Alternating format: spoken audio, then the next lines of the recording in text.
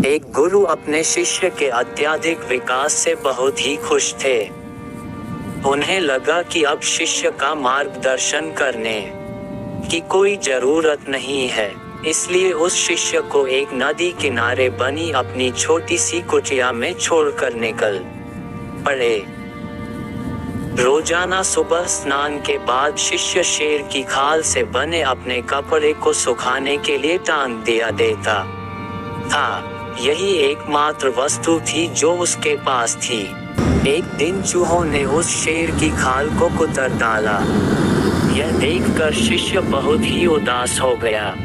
वस्त्र ना होने के कारण वह दूसरे वस्त्र मांगने गांव वालों के पास पहुंचा।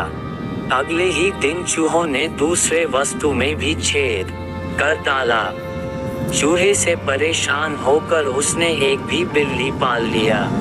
अब उसे समस्या चूहों से तो नहीं थी, लेकिन बिल्ली उसके लिए परेशानी का सबब बन गई। उसे अपने खाने के साथ साथ बिल्ली के लिए दूध का इंतजाम करना पड़ता था।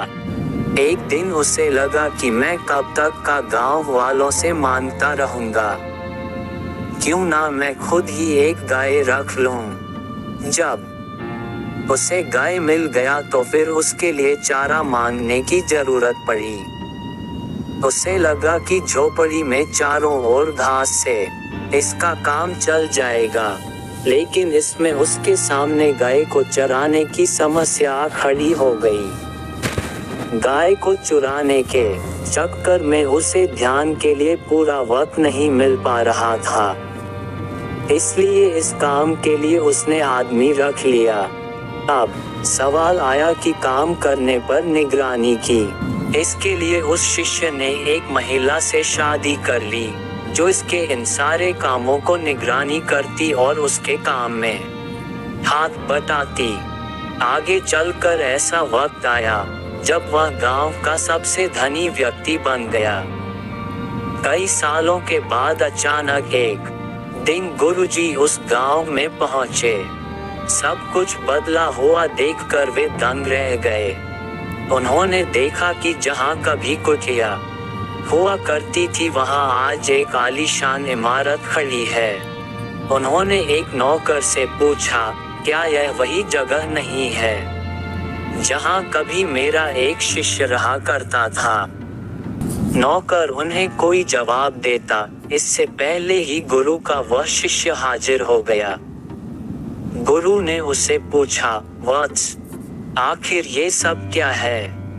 इस पर शिष्य ने कहा, आपको विश्वास नहीं हो रहा है न? लेकिन मेरे पास सिवाय इसके कोई दूसरा तरीका नहीं था कि मैं शेर की खाल को हटा देता। तानसेन अकबर के दरबार के नवरत्नों में से एक थे।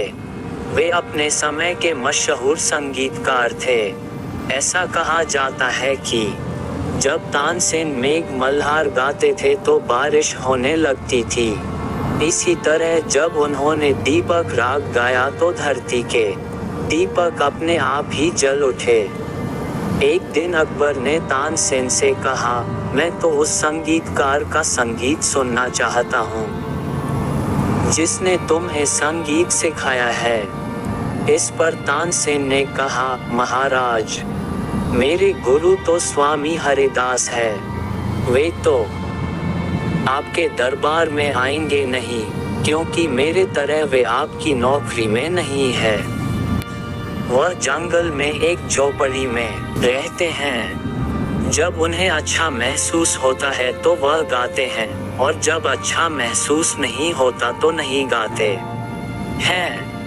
बादशाह अकबर ने कहा कि अगर वे यहाँ नहीं आ सकते तो हम उनकी झलक देखना चाहेंगे।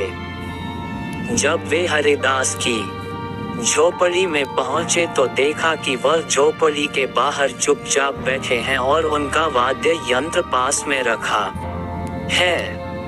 बादशाह अकबर ने कहा, तानसेन, क्या अब आने के बाद भी हम हरिदास जी का संगीत सुने बिना ही लौटना पड़ेगा? तानसेन ने कहा, मैं कोशिश करूंगा, थोड़ी प्रतीक्षा कीजिए। तानसेन ने गाना शुरू किया। थोड़ी ही देर बाद जानबूझकर तानसेन ने जरा सी गलती कर दी। इस पर उनके गुरु हरिदास ने तत्काल टोका और कहा कि तानसेन इस तरह मत गाओ। और इतना कहकर स्वामी हरिदास ने खुद ही गाना शुरू कर दिए। उनके गायन में तो गजब का जादू था। बादशाह अकबर तो हरिदास के संगीत में पूरी तरह खो गए थे। उनके एकाग्रता तभी टूटी जब हरिदास ने गाना बंद कर दिया। इसके बाद अकबर महल के लिए रवाना हो गए, लेकिन हरिदास का संगीत उनके कानों में गूंज रहा था। रात को अकबर ने तानसेन से कहा, तुम वाकई बहुत सुंदर गाते हो। तुम वास्तव में भारत के सबसे महान गायक हो, लेकिन फिर भी तुम्हारा संगीत उस ऊंचाई को हासिल नहीं कर पाता जो कि हरिदास का संगीत कर पाता है। तानसेन ने हाथ जोड़कर कहा, महाराज, गुरु हरिदास जी और मेरे बीच एक बहुत बड़ा सा फर्क है कि मैं अपने राजा के लिए गाता हूँ, जबकि गुरु हरिदास जी तो केवल ईश्वर के लिए गाते हैं। वे दरबार के एक संगीतकार से तो बहुत बड़े और आगे है। तानसेन का जवाब सुनकर बादशाह अकबर मौन थे। वे अपने आप से कह रहे थे, जो ईश्वर के लिए गाता है उसकी आवाज में दैवीय मधुरता तो अपने आप ही आ जाती है।